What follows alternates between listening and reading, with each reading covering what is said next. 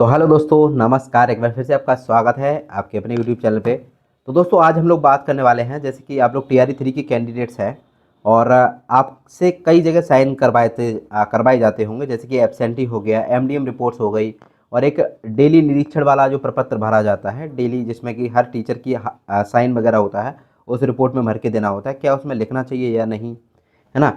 और उसमें साइन करें या ना कहीं, एब्सेंटी कब तक जाती है, इस पर थोड़ा सा बात करेंगे। और मातृत्व अवकाश किसको मिलेगा, किसको नहीं मिलेगा, इस पर भी बात करेंगे। क्या आप लोगों को भी जो रिपोर्ट वगैरह है उस पर साइन करना चाहिए या नहीं करना चाहिए, क्या क्या उसके कारण हो सकते हैं, वो थोड़ा सा जानेंगे। ज़रूरी चीज़ है, बता देते हैं। देखिए, सबसे पहली चीज़ है सिग्नेचर किस पे करें। देखिए, कुछ चीज़ें क्या क्या चीज़ें होती हैं मैं आपको बताना चाहूँगा कि एक तो आपकी एमडीएम रजिस्टर हो गया, एक होता है चखने वाला रजिस्टर, खाना चखने वाला। तो उस पर आप साइन कर सकते हैं। खाना आप चाहें तो खा भी सकते हैं स्कूल में, ऐसी कोई बात नहीं है, ठीक है। हालांकि चखने वाला तो किसी न किसी एक रसोइया खाएगी, रसोइया खाने के पश्चात कोई टीचर उसको टेस्ट करेगा, उसके बाद में बच्चों को दिया जाएगा, ये चीज़ है। जैसे कि अगर कुछ भी उसमें मिला विला हो अगर, तो रसोइया को पता लगे पहले, और उसके पश्चात जो है मास्टर साहब खाएंगे, कोई भी एक टीचर चख लेगा और उसके पश्चात हम बच्चों को वो दिया जाएगा, बच्चों की सुरक्षा के लिए। तो उस पर साइन होते हैं, तो आप लोग उस पर कर दीजिए, चखने वाला उस पर हो जाएगा, ओके। अब दूसरा आते हैं, एक सबसे इम्पोर्टेंट डाउट है कि साहब हाजिरी जो है एचएम लोग कम बनाते हैं, और हमें जो प्रपत्र वगैरह जो निरीक्षण वाला आता है डेली रिपोर्ट वाला, उस पर साइन करना पड़ता है, हर शिक्षक को करना पड़ता है।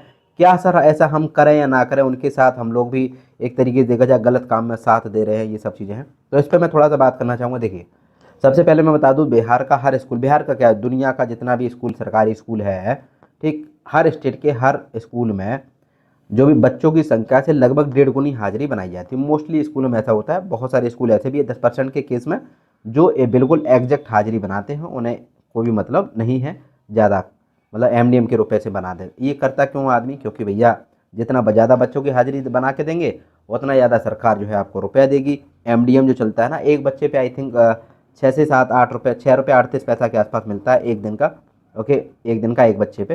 तो इस हिसाब से ऐसे मान लो कि 100 रुपया भी, 100 हाजिरी भी अगर एक्स्ट्रा बना दी, तो वही 600 700 उनके ये बन गए।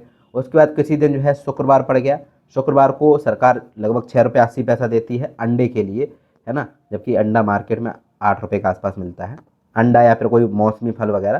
तो उस टाइम पे वो हाजिरी बना देते हैं कि हाँ भाई शुक्रवार के टाइम पे, हालांकि बच्चे भी ज़्यादा आते हैं और इसके साथ साथ एचएम लोग हाजिरी भी ज़्यादा बना देते हैं। तो ऐसे में आपको साइन करने चाहिए या नहीं।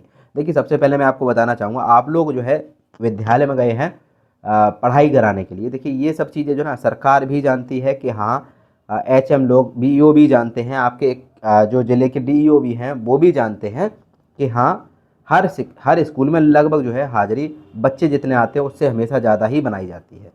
और वो भी सच है कि जितना नामांकन होता है उतना बच्चा स्कूल में भी नहीं आता है। लगभग 50% या फिर 60% के आसपास बच्चा आता है पढ़ने के लिए।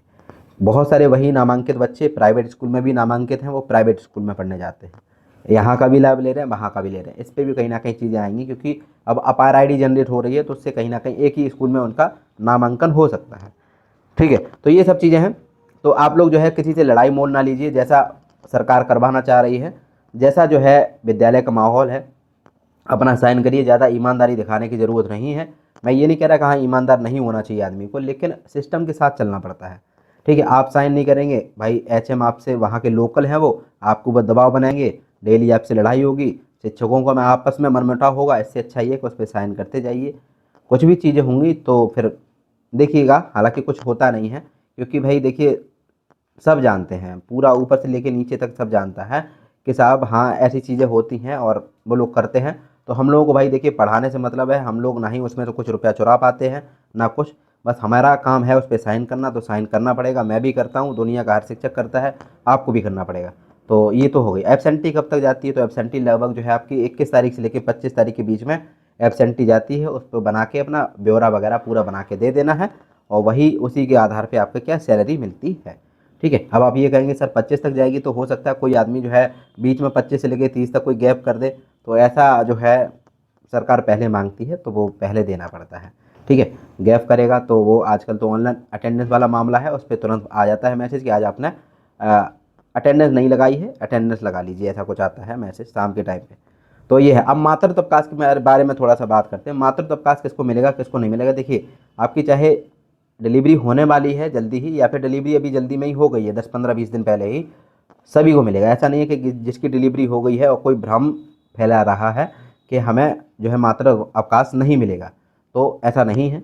कभी कभार रेयर केस ऐसा होता है कि हमें नहीं डेट का पता था, मान के चलिए, और जो है हम लोग सोच रहे थे कि बिल्कुल पास में जाके लेंगे, और कभी कभार डिलीवरी पहले भी हो जाती है ना, 10-5 दिन पहले भी हो जाती है, तो आदमी को डेट पहले बाद की पता हो, पहले ही हो गई तो बेबी तो पैदा हो गया ना, फिर आदमी क्या जाके करेगा स्कूल में।